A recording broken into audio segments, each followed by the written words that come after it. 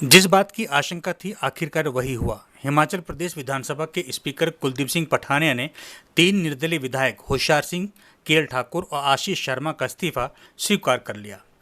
इन इस्तीफे को स्वीकार करने से अब ये तय हो गया है कि अब यहाँ पर भी उपचुनाव होंगे।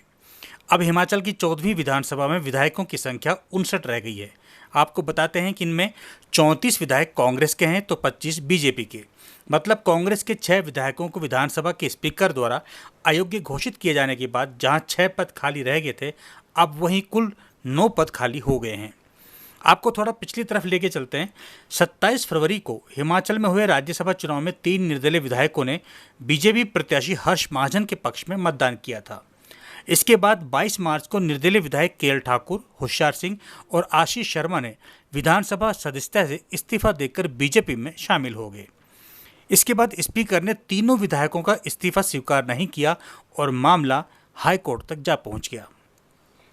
इस पूरे मामले में पूर्व सीएम जयराम ठाकुर ने सुक्खू सरकार और स्पीकर पर जमकर प्रहार किया।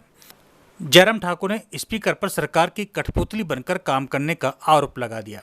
जयराम ठाकुर ने इस मामले में और क्या कहा, वो आपको सुनवाते हैं।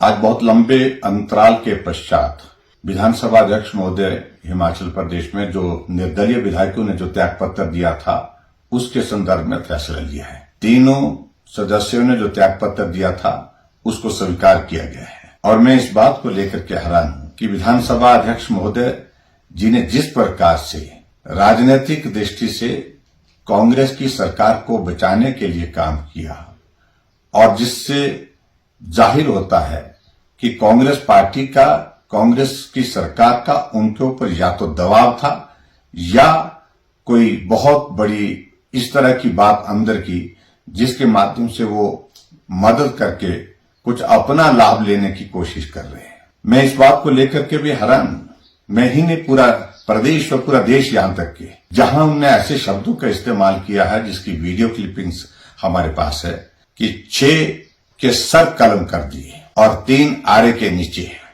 और बहुत आनंद के साथ बोल रहे हैं। ये शब्द भी विधानसभा के अध्यक्ष की गरिमा के हिसाब से मैं समझता हूं कि उचित नहीं है। बहुत दुर्भाग्यपूर्ण है जिस प्रकार से हिमाचल प्रदेश में विधानसभा के अध्यक्ष ने पूरे इस घटनाक्रम में राजनीतिक लाभ कांग्रेस पार्टी की को देने की कोशिश की, कांग्रेस की सरकार को बचाने की कोशिश की। ये दुर्भाग्यपूर्ण है। ये लंबे समय तक इतिहास का हिस्सा रहेगा। विधानसभा के स्पीकर की ओर से इस्तीफे स्वीकार किए जाने के बाद पूर्व विधायक केएल ठाकुर ने कहा, देरी से है सही फैसला, जो कहते हैं देर आए दुरुस्त आए, all is well that ends well, वो वाली कहावत है। ये वैसे जो हमारी तीनों की इंटेंशन, मैं तीनों की तरफ से बोल रहा हूँ, तीनों इंडिपेंडेंट्स की तरफ से, हमारा जो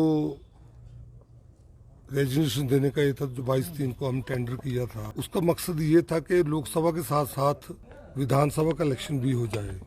जैसे कि 6 जो कांग्रेस से गए थे भाजपा में, उनका हुआ साथ साथ, वैसे भी हमारा भी वही पर्पज था ताकि सरकार का पैसा बचे। लोगों को, जो हमारे प्रबुद्ध मतदाता है नालागढ़ के, हमीरपुर कंस्टिट्यूंसी के, नालागढ़ कंस्टिट्यूंसी के और देहरा कंस्टिट्यूंसी के, उनको बार बार परेशानी ना हो। बार बार जो इलेक्शन का एक फेज चलता है उसमें 25-30 दिन बड़े परेशान होते हैं, वोटर्स भी, लोग कन्वेंसिंग के लिए जाते हैं, उनको भी परेशान करते हैं, वो ना हो। इलेक्शन होगा, बाई इलेक्शन जो होगा 3 सीटों का, नालागढ़ विधानसभा की वजह से सोलन जिला में मॉडल कोड ऑफ कंडक्ट लगेगा पूरे में। हमीरपुर कंस्टिट्यूंसी के पूरे हमीरपुर जिला में लगेगा और देहरा कंस्टिट्यूंसी के पूरा कांगड़ा जिला में लगेगा। 3 जिले में मॉडल कोड ऑफ कंडक्ट लगने से विकास कार्य भी प्रभावित होते हैं, लंबित होते हैं। तो ये सब ना हो, इसलिए हमने उस टाइम 22/3 को रेजिग्नेशन दिया था। परंतु हम उसके लिए ज़्यादा नहीं बोलना चाहेंगे। माननीय स्पीकर साहब जो हैं, उनको क्योंकि कॉन्स्टिट्यूशनल पोस्ट है, तो क्योंकि उनका अधिकार क्षेत्र है, उसको ज़्यादा नहीं बोलना चाहता हूँ। परंतु हमारी जो मंशा वही थी कि साथ साथ इलेक्शन हो, सरकार का एक भी पैसा लगना लगे। राजनीतिक कार्य बहुत अच्छा है। पूरे देश में जो है भाजपा जो है पूर्ण बहुमत से 2/3 मेजॉरिटी से तीसरी बार सरकार बनाने जा रही है केंद्र में। अगर भाजपा हाईकमान टिकट देगा कैंडिडेट तो आज तो जरूर लड़ेंगे।